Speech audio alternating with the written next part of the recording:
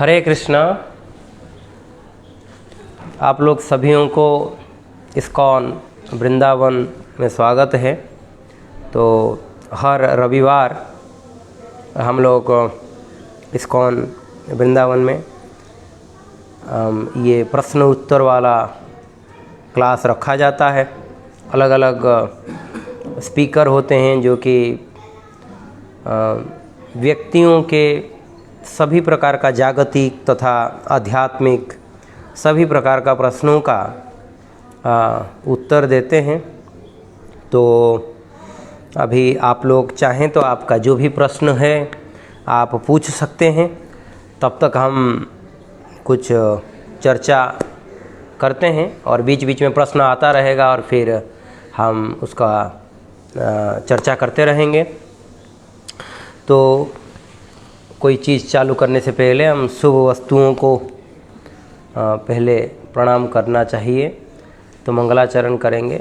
ओम अज्ञानतिमिरान्धस्य ज्ञानञ्जनशलाकया चक्षुरुन्मीलितं येन तस्मै श्रीगुरुवे नमः। श्रीचैतन्यमनोभीष्टं स्थापितं येन भूतले स्वयं रूपकदामयं ददाति स्वपदान्तिकं वन्देऽहं श्रीगुरु श्रीयुक्तपदकमलं श्रीगुरुन् वैष्णवांश श्रीरूपं साग्रजातं सहगण रघुनाथानितं तं सजीवं सादयितं सावधूतं परिजनसहितं कृष्ण चैतन्यदेवं श्रीराधाकृष्णन् पादान् सहगण ललिता श्रीविशाखानितांश्च नमो विष्णुपादाय कृष्णपृष्ठाय भूतले श्रीमते भक्तिवेदान्तस्वामिनिति नामिने। नमस्ते सारस्वतीदेवे गौरवाणी प्रचारिणे निर्विशेषशून्यवादी पाश्चात्यदेशतारिणे। हे कृष्ण करुणा सिंधु दीनबन्धु जगत्पते गोपेश गोपिका कांत राधा कांत नमोस्तुते। तप्त कांचन गौरांगी राधे वृंदावनेश्वरी वृषभानुसुते देवी प्रणमामि हरिप्रिये।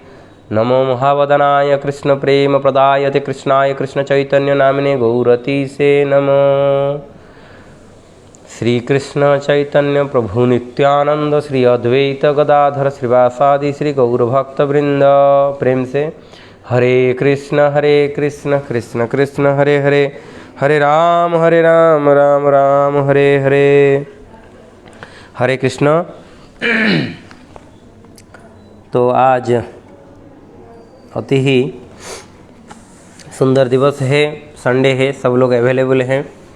तो जो लोग ये ऑनलाइन के माध्यम से आप लोगों को ये क्लास का जानकारी हो पा रहा है, अभी आप लोग आपका प्रश्नों को पूछ सकते हैं। जो भी मन में शंकाएं हैं उसको आप पूछ के समाधान उसका विचार कर सकते हैं। तो अभी मेरे हाथ में भगवद गीता है और सारा विश्व में भगवद गीता एक ऐसा ग्रंथ है जो कि प्रभुपाद जी के द्वारा ये जो टीका दिया गया इस भगवद गीता के ऊपर, ये ऐसा ग्रंथ है कि सारा विश्व में सबसे ज़्यादा इसी ग्रंथ को ही पढ़ाया जाता है, आप देख सकते हैं। और भगवद गीता का भी एक महीना दिया गया है। इस्कॉन जो कि सनातन संस्कृति को सारा विश्व में प्रचार करते हैं, यहाँ की म्लेच्छ तथा यवन संस्कृति में भी और इन देशों में भी हम देख सकते हैं कि किस मात्रा में सनातन संस्कृति प्रचार प्रसार हो रहा है और लोग इस उन्नत विचार को, जो कि वेदों का विचार है, जो कि भगवान का मुख निसृत वाणी है, इसको सारा विश्व में कैसे ग्रहण कर रहे हैं इसको हम देख सकते हैं। ये जो इस्कॉन मूवमेंट, इसको तो एक नाम दिया गया है इस्कॉन। इसका पूरा नाम इस प्रकार है, international society for Krishna consciousness English में, और हिंदी में इसका अंतर्राष्ट्रीय कृष्ण भावनामृत संघ, जो कि प्रभुपाद 1965 में अमेरिका की न्यूयॉर्क में इसको स्थापना किए थे, न्यूयॉर्क शहर में। फिर जैसे ही प्रभुपाद यहाँ से गए थे, वो 1 महीना के लिए उनका वीज़ा था, वो ये भी नहीं, जैसे अमेरिका में वो पहुँचे उनको ये नहीं दिख रहा था कि कहाँ जाएं, किधर जाएं, को किनसे बात करें, कोई उनको समझ में नहीं आ पा रहा था, क्योंकि वो भारतवर्ष नहीं था कि साधुओं का किंबा लाल वस्त्रों का कोई सम्मान करेंगे। वो म्लेच्छ संस्कृति था, तो म्लेच्छ संस्कृति में मदिरा और मांस ही प्रमुख रहता है।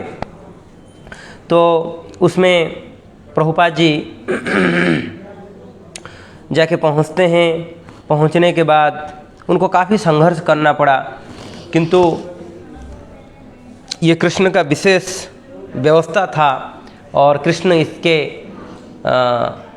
विशेष इच्छा था कृष्ण का, प्रभुपाद जी को माध्यम करके सारा विश्व में सनातन संस्कृति को प्रचार करने के लिए।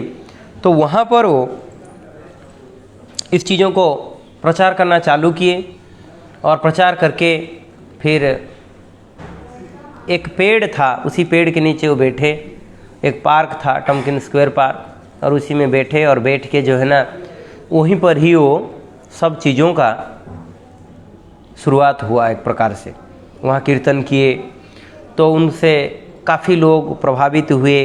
वो लोग फिर हर हफ्ते जो भगवद गीता के ऊपर क्लास रहता था उसमें भी भाग लिए। धीरे धीरे ये और भी ये मूवमेंट बढ़ने लगा। अभी सारा विश्व में सनातन संस्कृति इतना शक्तिशाली है और इतना प्रचार प्रसार होता है कि आप हम देख सकते हैं, सोशल मीडिया में हो या कहीं पर भी हो, इस्कॉन को या इस्कॉन के एक्टिविटीज़ को लोग देख सकते हैं। इस्कॉन तो एक नाम दिया गया है इसको, क्योंकि एक आधुनिक समाज में एक नहीं, जब नाम और डिजिग्नेशन नहीं दिया जाता है चीज़ों को समझना मुश्किल हो जाता है।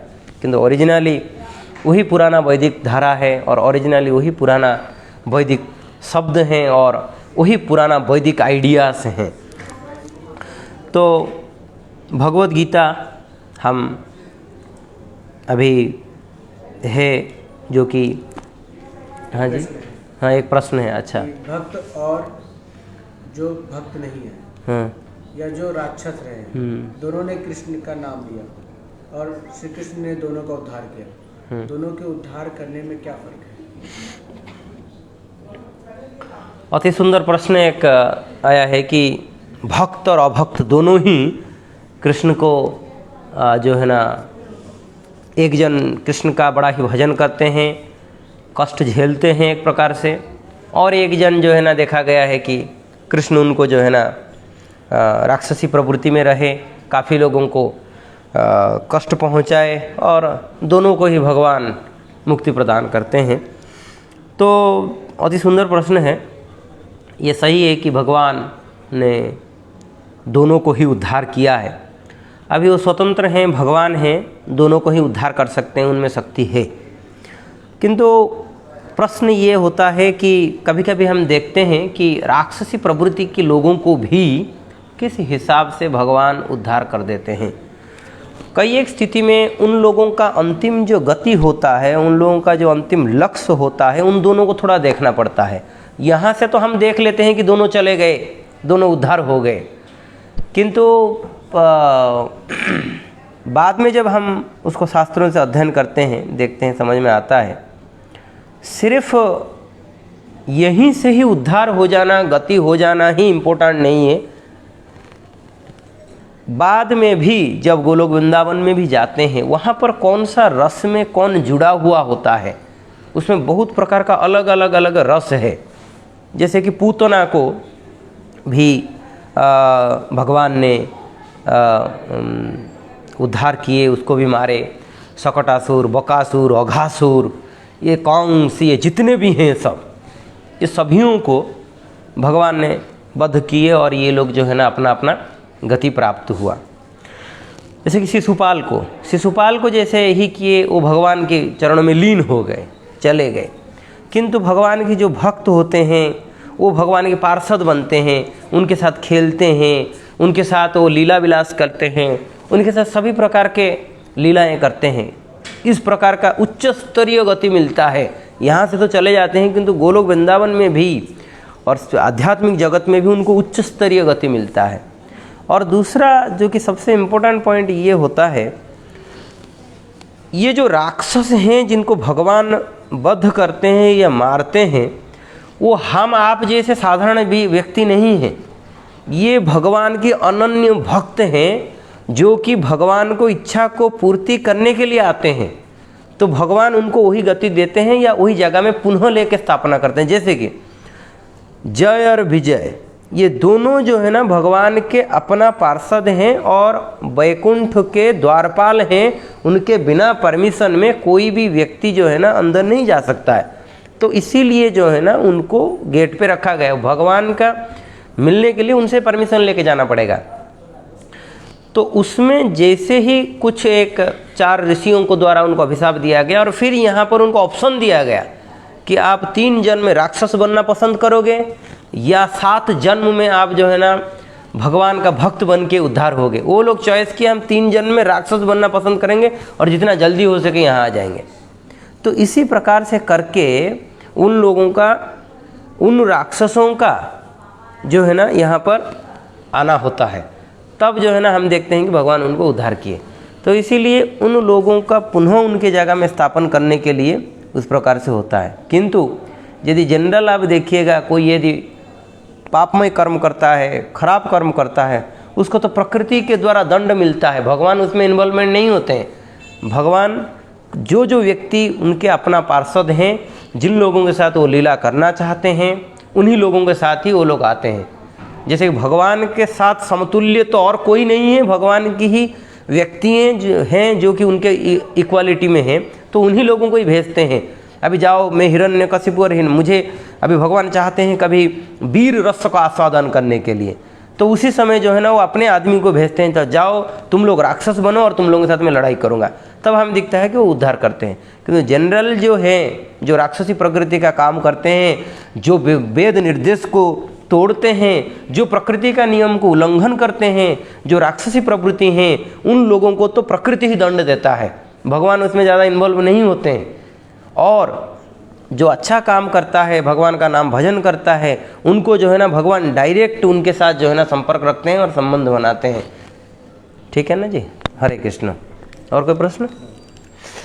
तो हम जहाँ पर थे, तो प्रभुपाद जैसे कि इसको सारा विश्व को कैसे इस सनातन संस्कृति को, इस मूवमेंट को दिए, तो यहाँ हम देख सकते हैं प्रभुपाद के द्वारा ही लिखा गया भगवद गीता, जो मैं आपको बोल रहा था कि इस्कॉन 1 महीना इस भगवद गीता को समय देते हैं, पर्टिकुलरली इसका वितरण के लिए, और सभी लोगों को इस सेवा में इन्वॉल्व करवाते हैं।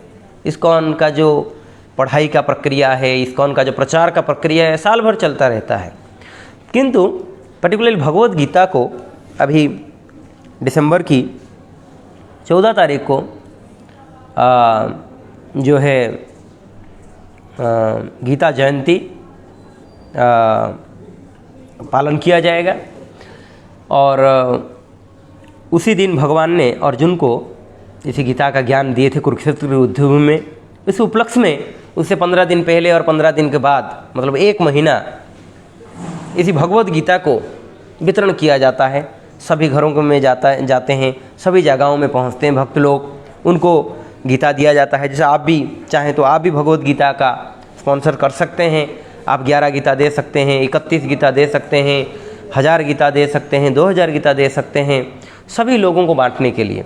तो हम उसको जो है ना फ्री में सभी जगह पे, जेल में, स्कूल में, कॉलेज में, जो लोग भगवद गीता नहीं खरीद पा रहे हैं, उन लोगों को भी हम लोग ये वितरण करते हैं।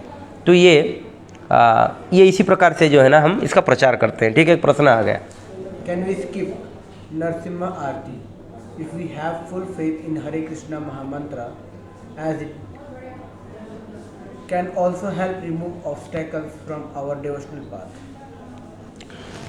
हाँ, ये प्रश्न ये है कि हम क्या नरसिंह आरती को छोड़ सकते हैं या स्किप कर सकते हैं, क्योंकि हरिनाम में इतना शक्ति है, तो हरिनाम ही हमें उद्धार कर सकता है, हरिनाम ही हमें सब कुछ कर सकता है। ये बहुत ही बढ़िया पॉइंट है और ये बहुत बड़ा विश्वास है भगवान के नाम के ऊपर। बहुत अच्छा है, थैंक यू। तो पहला पॉइंट ये है कि हम नरसिंह आरती को स्किप करें या नहीं करें, वो तो सेकेंडरी पॉइंट है।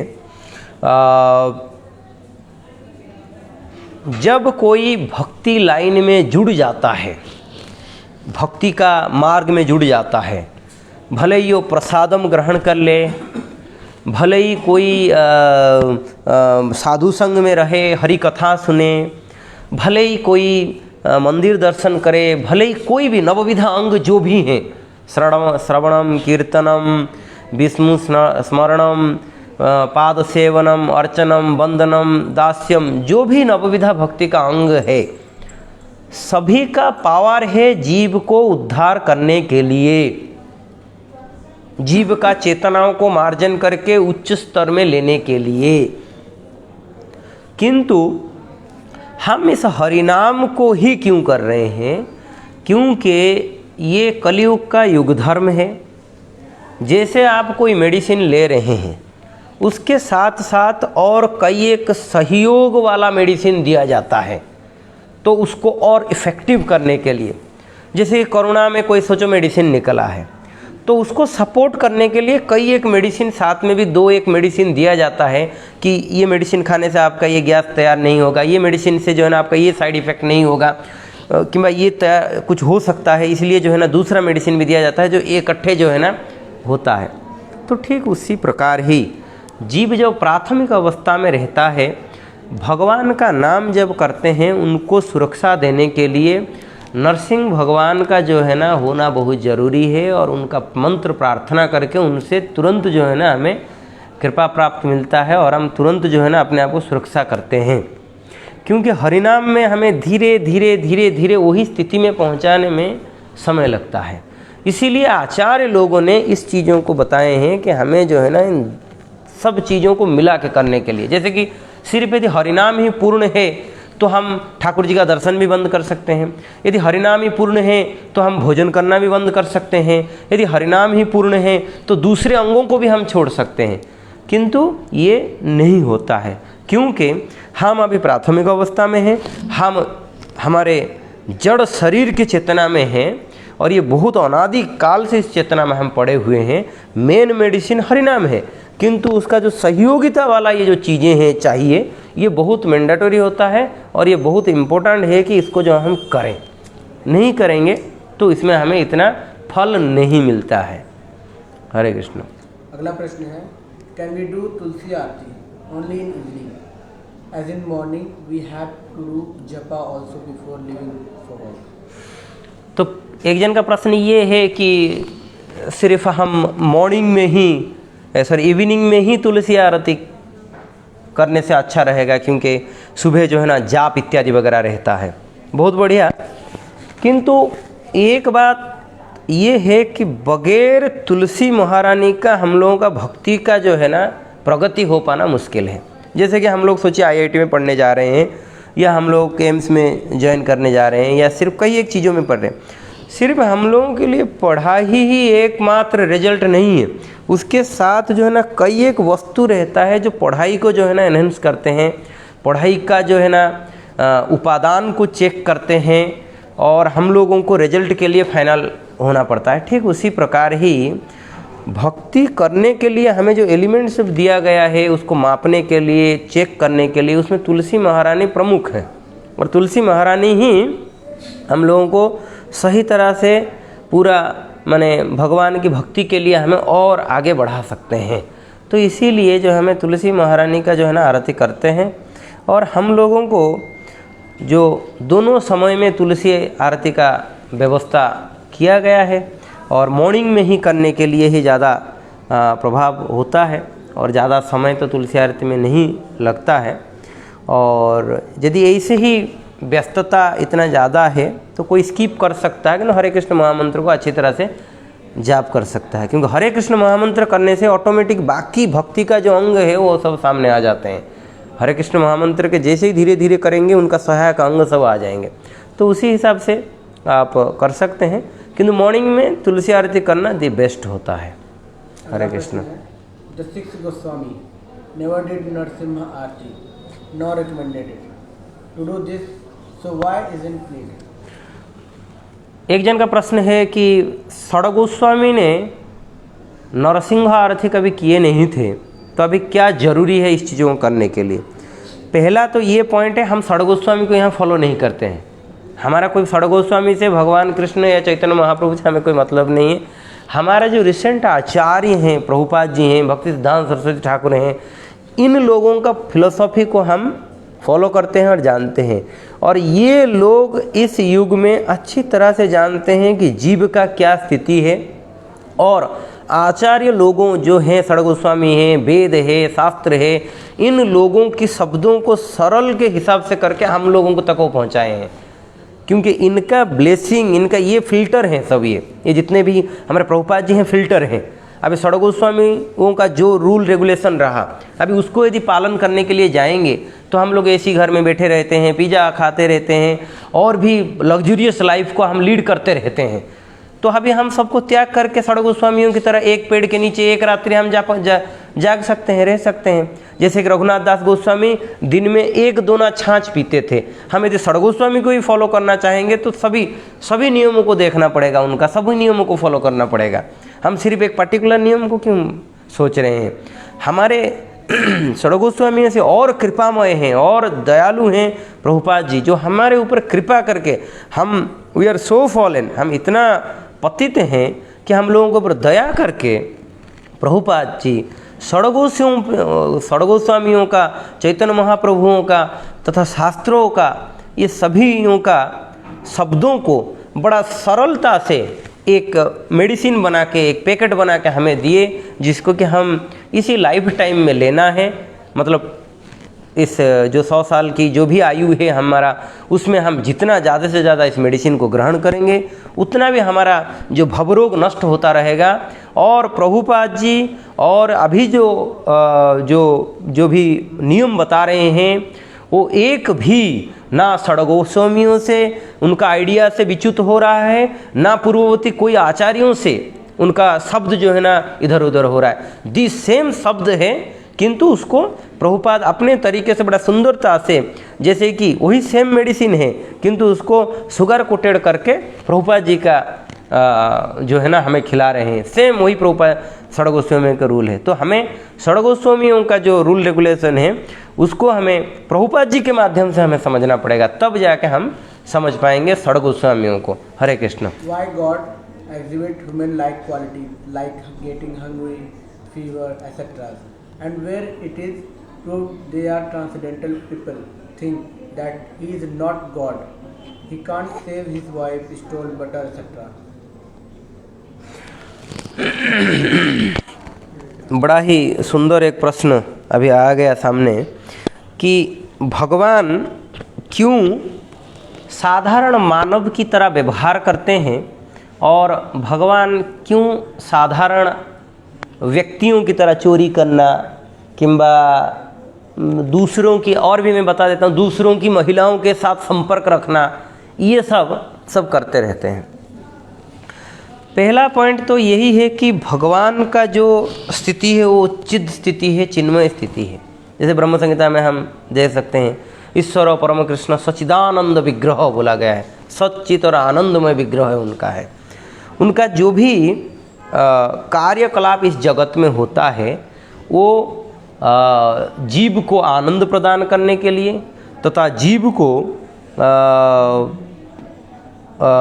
ये दिखाने के लिए कि वो जीव की इस समाज में है। अभी यदि वो मनुष्य के रूप में आएंगे वो थोड़ी कोई हाथी या घोड़ा का कार्य करेंगे, वो तो मनुष्यों की ही तरह कार्य जब करेंगे तब जीव जो है ना अच्छी तरह से उनको समझ पाएंगे और इनको फील कर पाएंगे भगवान की इस लीलाओं के माध्यम से। अभी प्रश्न ये उठता है कि वो जैसे साधारण मानव की तरह ही क्यों कर्म कर रहे हैं? क्योंकि सिर्फ साधारण मानव की तरह ही कर्म भगवान ही नहीं कर रहे हैं, उनका हर कार्य में दिव्यता है, किंतु हम उस कार्य को नहीं समझ पा रहे हैं। जैसे कि हम यदि कोई बोलेंगे कि हाथ ऐसे 5 मिनट उठा के आप हाथ को रखो, हमारे लिए संभव नहीं हो पाएगा। किंतु भगवान जब छोटे से आयु में थे वो पूरा गोवर्धन को अपने छोटी सी अंगुली में 7 रात और 7 दिन उसको धारण करके रखे। वो बहुत बड़े बड़े राक्षसों को पल भर में मार दिए। ये सबसे हमें अच्छी तरह से पता चलता है कि भगवान की भगवत्ता क्या है।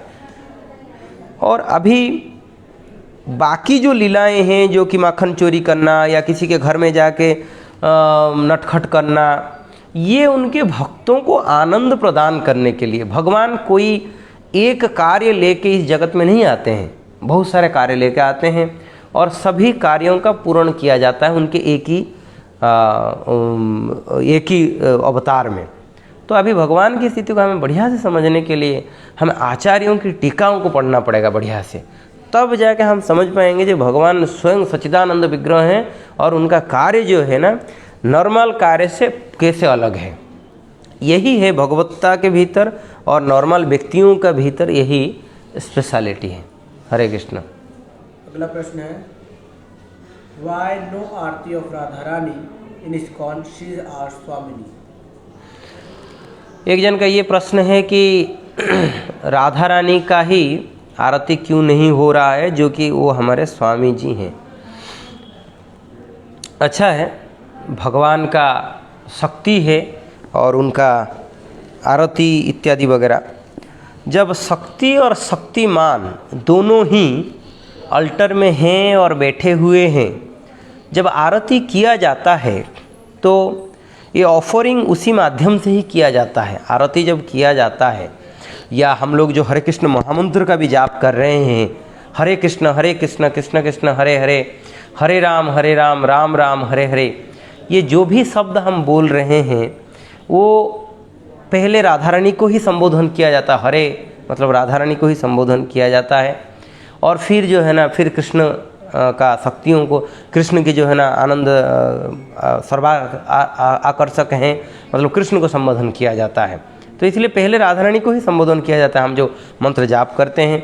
और भीतर भी जब हम सेवा पूजा भी करते हैं तो राधा रानी को ही अर्पण किया जाता है, जो कि कृष्ण को अर्पण करते हैं। हम डायरेक्ट कोई चीज़ कृष्ण को अर्पण नहीं कर पाते हैं, राधा रानी के माध्यम से ही किया जाता है।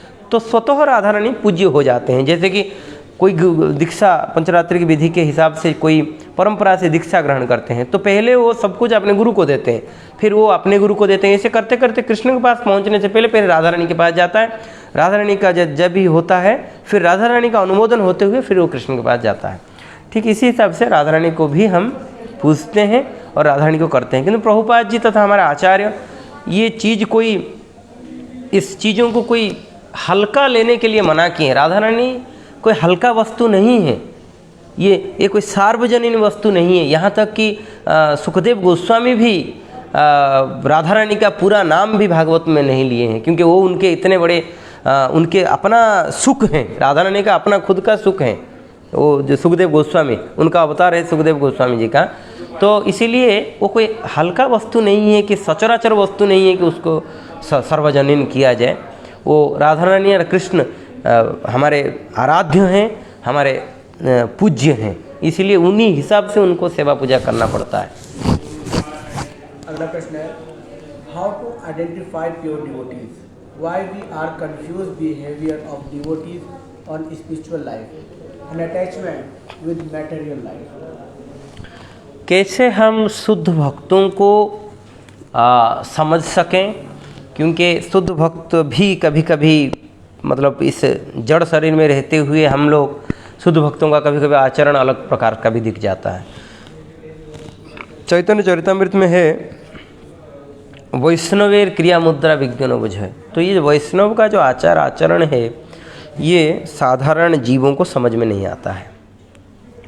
तो हमें शुद्ध भक्तों को समझने के लिए या जानने के लिए यही एक सिंपल तरीका है कि उनके आचरण तथा भगवान की बारे में जो कथा इत्यादि जो कहते हैं शास्त्रों को सम्मानित करके, उसी हिसाब से हमें शुद्ध भक्तों को पता चल पाएगा कि वो किस हिसाब से जो है ना उनमें भगवान के प्रति श्रद्धा है, उनका निष्ठा है, डेडिकेशन है।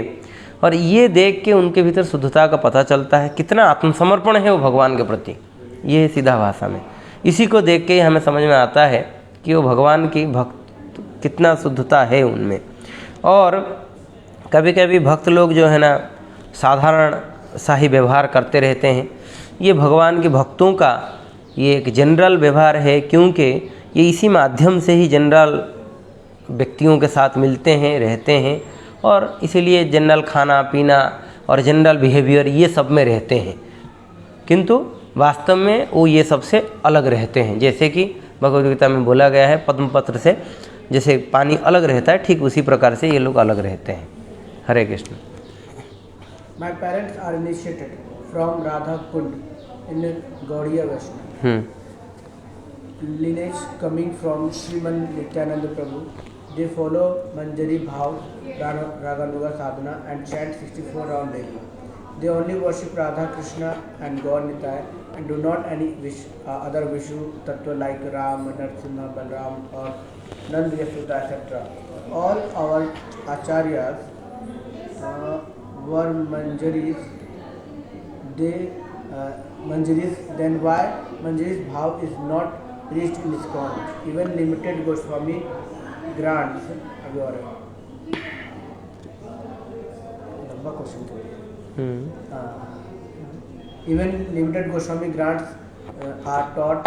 If our acharya are Manjaris, how can anyone in lineage of Mahaprabhu be in a Dasya, Sakya or any other bhav? They will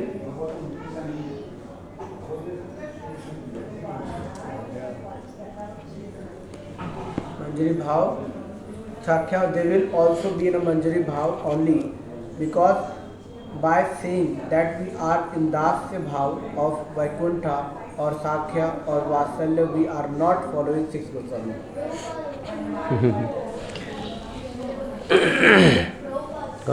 तो इनका एक भक्त का ये प्रश्न है कि उनके पिता माता जो है ना राधा कुंड से दीक्षित हैं, और इस्कॉन के भक्त जो है ना, और वो परंपरा धारा में भी हैं, और इस्कॉन का और मंजरी भाव को पूजा करते हैं, और इस्कॉन का भक्त जो है ना इस चीज़ों को ज़्यादा बढ़ावा नहीं देते हैं। हालांकि वैकुंठ में ये सब मंजरी भाव इत्यादि वगैरह ज़्यादा प्रोमिनेंट है।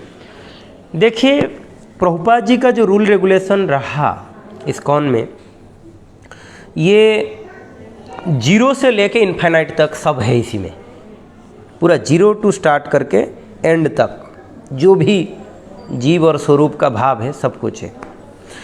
अभी बहुत अच्छा है कि आपके पिता माता जो कि गौड़ीय धारा में हैं और उस लाइन में हैं। पद्म पुराण में जो लिखा गया है, 4 परंपरा हैं जो श्री ब्रह्म रुद्र सनक, ये 4 परंपराओं में से कोई दीक्षा ले सकता है और अपने उसी मंत्र ले सकते हैं और अपना जीवन को जो है ना भगवत सेवा में डाल सकते हैं। किंतु चैतन्य महाप्रभु जब आए, वो तीनों परंपराओं से जो भी दी बेस्ट मिला उसको ले आके जो है ना इसी परंपरा में डाले, इस ब्रह्म परंपरा में डाले, जो कि बाद में मध्वाचार्य के द्वारा प्रतिनिधित्व हुआ। ये फिर जो है ना चैतन्य महाप्रभु जब आए, गौड़ीय शब्द जुड़ा इसमें, तो इसलिए इसको ब्रह्म माध्वा गौड़ीय परंपरा कहा जाता है। इसके बाद फिर चैतन्य महाप्रभु, उनका जो पार्षद वगैरह रहे अलग अलग जो धारा में, वो लोग भी अलग अलग लाइन्स सब निकाले, किंतु उनमें सर्वश्रेष्ठ रहे रूप गोस्वामी। और रूप गोस्वामी के बाद जो लाइन तैयार हुआ, जो कि भक्ति विनोद ठाकुर का हुआ, और जो है ना, और जो दूसरे जो गौड़ीय जिसको कहते हैं, गौड़ीय जो कि भक्ति विनोद ठाकुर हुए, फिर गौर किशोर दास बाबा जी हुए, फिर इत्यादि इत्यादि जो रहे, फिर भक्ति सिद्धांत सरस्वती ठाकुर के बाद जो है ना फिर हमारे प्रभुपाद जी जो आए, ये पूरा दी बेस्ट मेडिसिन को, दी बेस्ट सिस्टम को, दी बेस्ट सब चीज़ों को इस कलयुग में तैयार करके जो है ना ये दिए। हम ये नहीं बोल रहे हैं कि दूसरा सिस्टम खराब है या अच्छा है, हम उसमें मेंशन नहीं कर रहे, किंतु चैतन्य महाप्रभु से ये जो एक्सट्रैक्ट किया गया, ये जो चर्न किया गया पूरा शास्त्रों माने जो परंपरा सिस्टम को, फिर उसका सार निकाला गया, और प्रभुपाद जी पूरा उसको बॉयल करके एकदम इतना बेस्ट घी निकाले और जो है ना वो हमें परोसे। तो इसीलिए हम लोग एक चांस मिला हुआ है दी बेस्ट चीज़ों को ग्रहण करने के लिए, और इसको हम ग्रहण करेंगे। बाकी system sir okay, no problem, दे कर सकते हैं, किंतु प्रभुपाद जी 0 से लेके इन्फिनाइट तक यहीं पर ही सब कुछ करवा दिए। और कलयुग में 99.99% जो है ना शूद्र हैं, और जिसके लिए इस्कॉन मूवमेंट सफिशेंट है, काफ़ी है। और दूसरा रहा मंजरी भाव में आना या दूसरे इत्यादि भावों में आने के लिए, वो भी अपने जगह सही है, किंतु आप जो मंजरी भाव, जो सखा भाव है, यदि आप बोल रहे हैं कि वहाँ पर है, आपका नित्य स्वरूप है, तो रहेगा। उसको दिखावा करने के लिए तो कोई ज़रूरत नहीं है कि दिखावा स्वरूप आएगा तब होगा।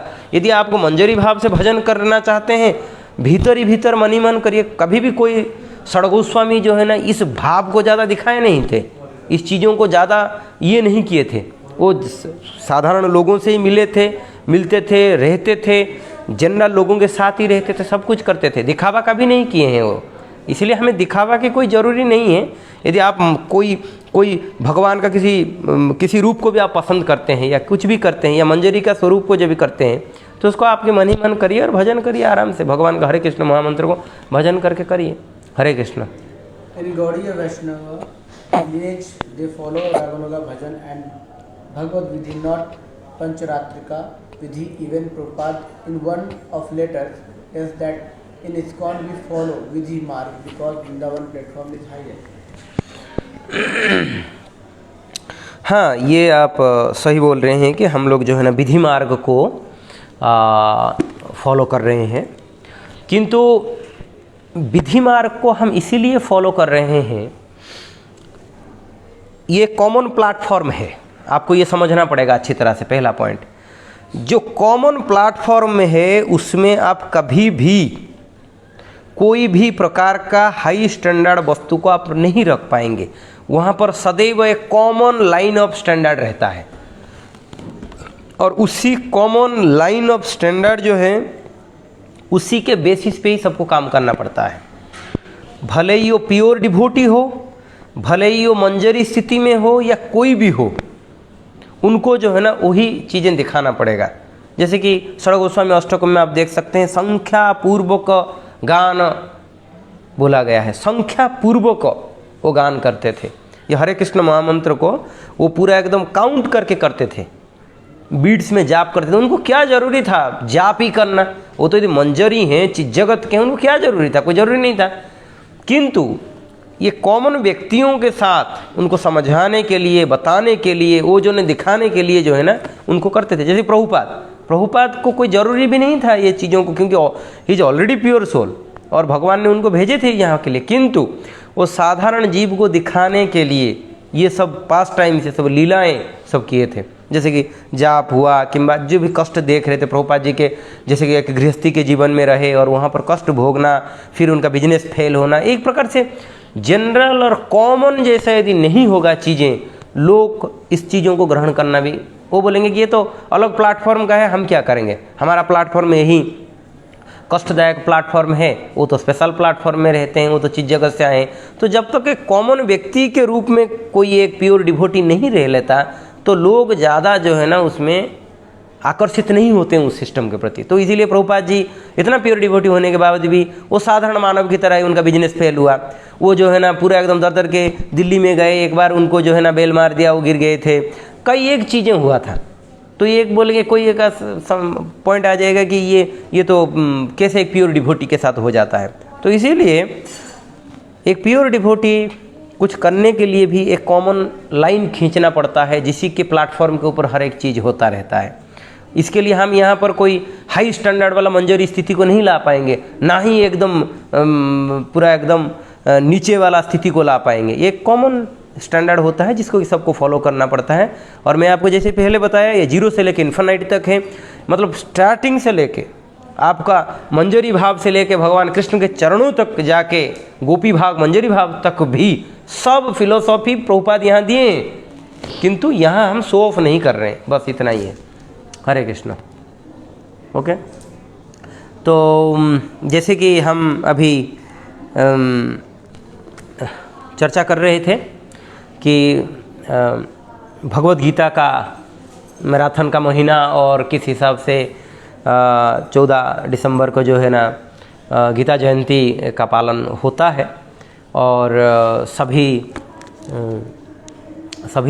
भक्तों को इसमें भाग लेते हैं, इस भगवत गीता को पढ़ते हैं, इस भगवत गीता को वितरण करते हैं। तो आपको भी निवेदन है कि आप लोग भी सब वितरण करिए इस ग्रंथों को, अपने अपने घर के आसपास में जो लोग हैं उनको भी ये अवेयरनेस दीजिए। जैसे कि हम लोग women's day, men's day, mother's day, father's day, children's day, blah blah blah हज़ारों डे बना देते हैं। ऐसे भगवत गीता डे होना चाहिए, उस दिन के लिए एक स्पेशल डे होना चाहिए।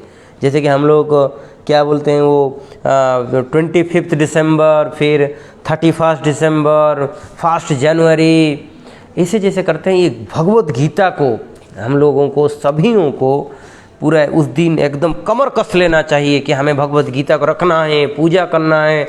और हमारे आसपास में जितने भी लोग हैं, कुछ नहीं तो हम उन लोगों को कुछ ना कुछ भगवत गीता दान करें। जैसे कुछ नहीं तो 5 भगवत गीता दान करें, 11 भगवत गीता दान करें। एक प्रश्न आ गया, yes.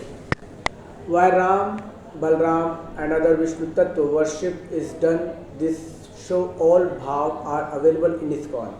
But no sampradaya can give all bhav or rasa, that why we have 4 sampradaya. And if ISKCON says we are Gaudiya, we should only worship Gaudiya deities like Radha, Krishna and Gaur Nitai and not other Vishnu Tattva. अच्छा, तो इनका कहना है कि ISKCON क्यों, इसके इसी भक्त ने फिर उसी पद लिखा आगे, which deity mantras are received in Gayatri दीक्षा। अच्छा, तो एक भक्त ये भी लिखे हैं कि किस गौड़ीय वैष्णव होने के बाद दूसरे इत्यादि विष्णु तत्वों को क्यों पूजा किया जाता है। जैसे कि मैं आपको फिर से आप पढ़ सकते हैं।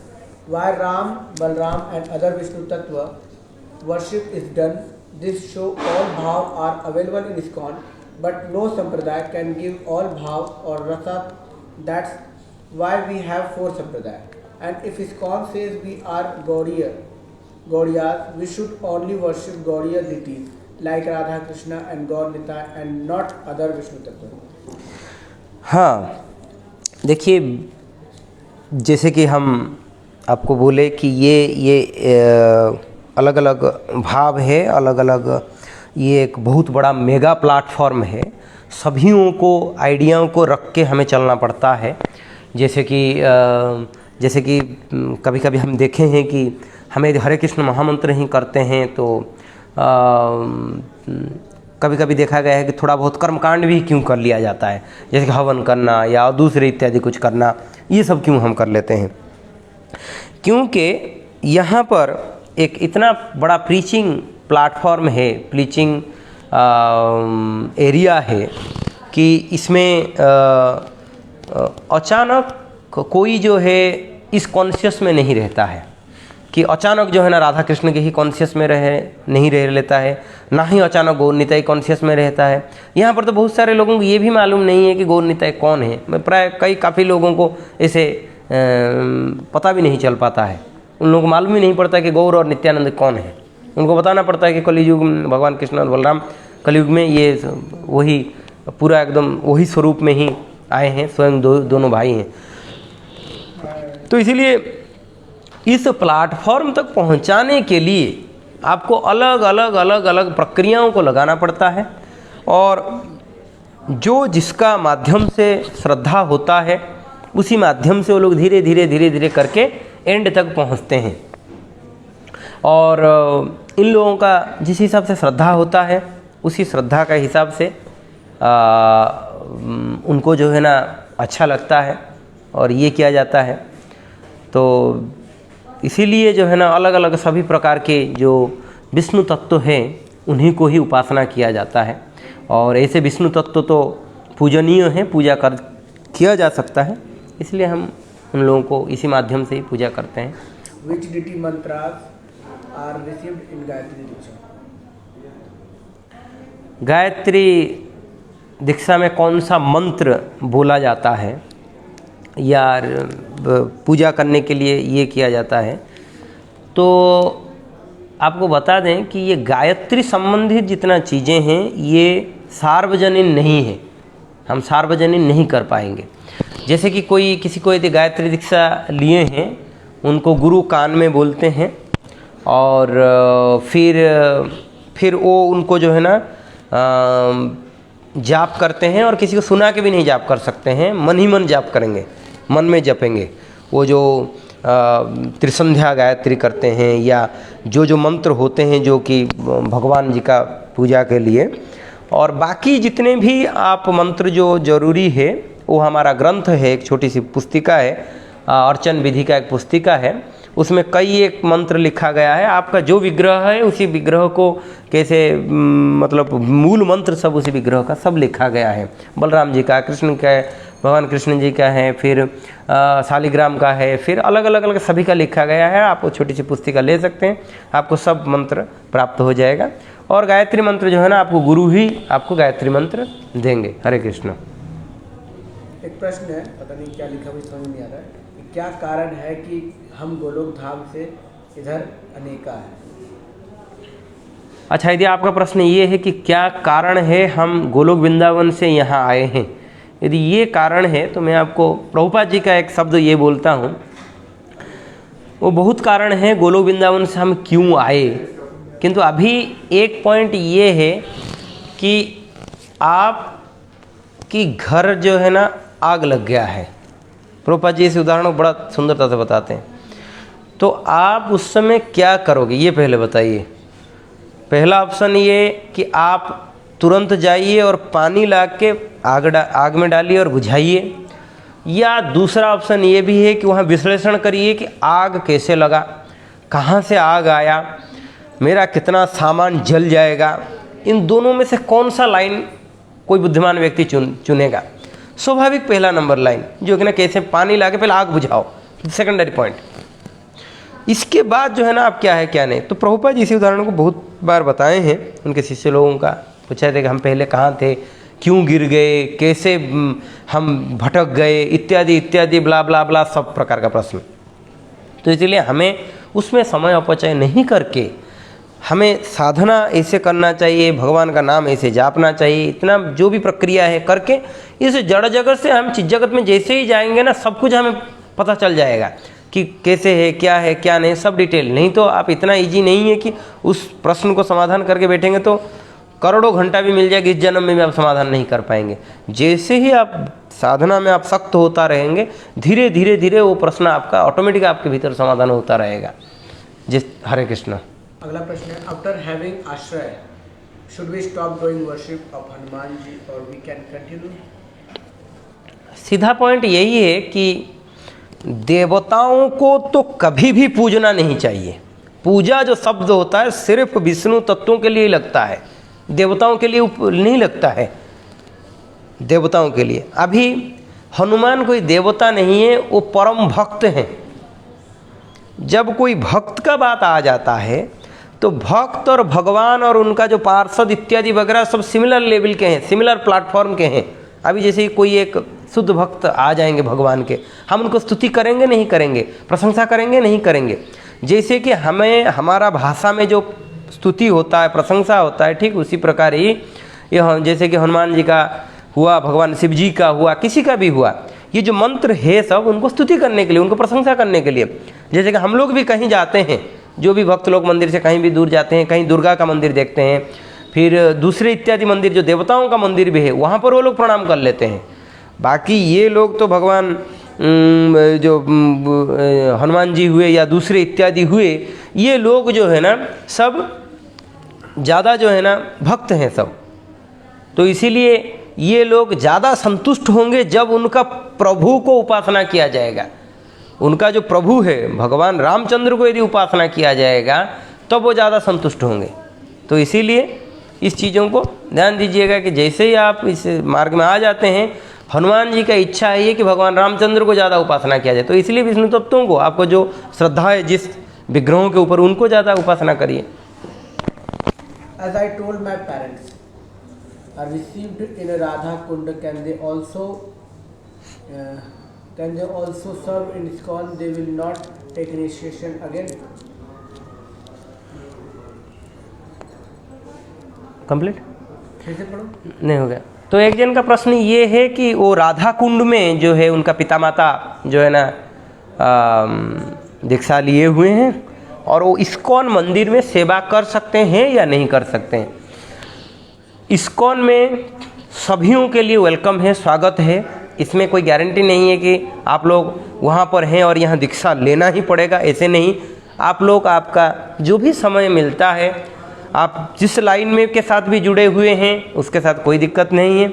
आप आइए, ठाकुर जी का सेवा करिए और मंदिर में कीर्तन में भाग लीजिए, प्रचार करिए, सब कुछ कर सकते हैं और भगवान का सेवा भी कर सकते हैं और जो है ना सब कुछ प्रकार का भक्तों का सेवा भी कर सकते हैं, सब कुछ कर सकते हैं। तो ये इस्कॉन सभियों को स्वागत करता है। हरे Krishna. Can they assist in serving deities, but how will be Manjari? How only and not विधि मार्ग, पंचरात्रि का विधि। हाँ, देखिए आप जो प्रश्न ये पूछ रहे हैं कि वो डीटी का सेवा करने के लिए यहाँ का भी एक स्टैंडर्ड है, उस स्टैंडर्ड तक उनको पहुँचना भी पड़ेगा। यहाँ इस्कॉन में जो वे ऑफ सिस्टम है उस सिस्टम को उनको समझना पड़ेगा। वो किसी भी स्थिति में रहें, वेलकम, नो प्रॉब्लम। किंतु मैं आपको जैसे पहले भी बता चुका हूँ कि ये कॉमन स्टैंडर्ड जो है उस चीज़ों को किया जाता है। जैसे कि कोई मंजरी भाव है बोल के अपना जो है ना चूड़ा बांध लिया, यहाँ पर जो है ना चूड़ी पहन लिया, वो सब नहीं शो ऑफ होता है यहाँ पर। यदि आपका भीतर मंजरी भाव है तो भीतर वेलकम, नो प्रॉब्लम, भीतर आपका मंजरी भाव रखिए। यहाँ बहुत सारे ऐसे भक्त हैं जो उनके मंजरी भाव रख के भजन करते हैं, किंतु वो लोग कभी दिखाते नहीं हैं। इसलिए आचार्य लोग भी हुए या कोई भी हो, वो ज़्यादा दिखाते नहीं है। इसका मतलब ये नहीं कि वो मंजरी भाव से अलग हैं या उनका भीतर यदि इतना नहीं होता तो इतना बड़ा सोसाइटी, स्पिरिचुअल स्टेबिलिटी कैसे खड़ा हुआ है, उसी बेसिस पे तो तैयार होता है ना। तो इसीलिए भाव है, ठीक है, वेलकम, किंतु आपके भीतर रखिएगा, छिपा के रखना चाहिए। जैसे चैतन्य महाप्रभु कहते हैं अंतर निष्ठा लोक व्यवहार, बाह्य लोक व्यवहार। बाहर तो लोक व्यवहार हमारा नॉर्मल होगा, अंतर में निष्ठा रखो। जो भी आपका निष्ठा है, मंजरी भाव है, ये जो भी है, सब अंतर में ही रहेगा। बाहर उसको लोक व्यवहार होना चाहिए। जनरल कॉमन पीपुल के हिसाब से आपको काम करना पड़ेगा। लास्ट में आप कुछ अपने तरफ से भक्तों को बता दीजिए। ले एक और क्वेश्चन पड़ेगा। Ganga is a charanamrita of Krishna. So can it be used in the bathing of Lord? हाँ, देखिए ये एक प्रश्न है कि गंगा जी जो है ना भगवान की चरणों से निकली हैं और चरणामृत जैसे हैं, चरणामृति हैं, और उनको कैसे हम स्नान में कैसे यूज कर सकते हैं। ये पूरा दुनिया जो है दिया गया है भगवान की ही कृपा से, उन्हीं के आशीर्वाद से, उन्हीं से ही होता है। जैसे कहा जाता है कि सूर्य और चंद्रमा जो है भगवान के आँखों के साथ तुलना किया गया है, भगवान की दोनों आँखें। किंतु वो जो रश्मि भी तो हमारा पाँव में पड़ता है, उस पाँव को हम छुपाते थोड़ी हैं। तो इसलिए कुछ नियमों को हमें जो है ना उसी हिसाब से करना पड़ता है। जैसे कि गंगा में नहा सकते हैं, स्तुति कर सकते हैं, ये सब नियम शास्त्रों में दिया गया है और हम कर सकते हैं, इसमें कोई बड़ा बात नहीं है। तो यही जो है, थैंक यू आप लोगों को। अभी क्वेश्चन आंसर तो ख़त्म हो गया। थोड़ी मेरे तरफ से मैं 5 मिनट जो यही थोड़ा चर्चा करूँगा कि हम लोग जो अभी बोल रहे थे कि आप लोग भगवद गीता का मैराथन है, उसमें आप लोग पूर्ण मात्रा में भाग लीजिए। कोशिश करिए कि गीता मैराथन के दिन, गीता का जो जिस दिन भगवान ने गीता का ज्ञान दिए, मोक्षदा एकादशी के दिन, एटलीस्ट 11 गीता आप लोग आसपास के लोगों को व्यवस्था करिए कि 11 लोगों को 11 गीता देने के लिए, एटलीस्ट इतना दिमाग में सेट करिए। अभी आप लोगों के पास टाइम है। तो जो भी हो, भगवद गीता का जो दूसरा अध्याय का 40 नंबर श्लोक का मैं जस्ट अनुवाद पढ़ूंगा, श्लोक भी पढ़ता हूँ। नेहाभिक्रमनाशस्ति प्रत्यवायो न विद्यते स्वल्पप्यस्य धर्मस्य त्रायते महतो भयात्।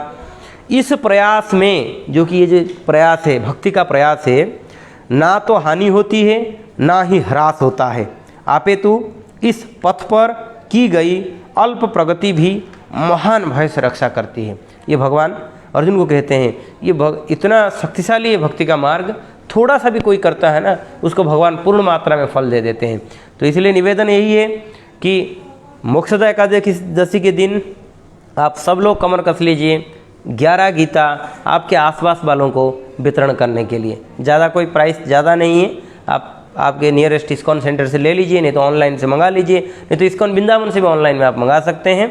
और आप लोग आपके आसपास के 11 लोगों को वितरण करने का टारगेट रखिए। धन्यवाद। हरे कृष्ण।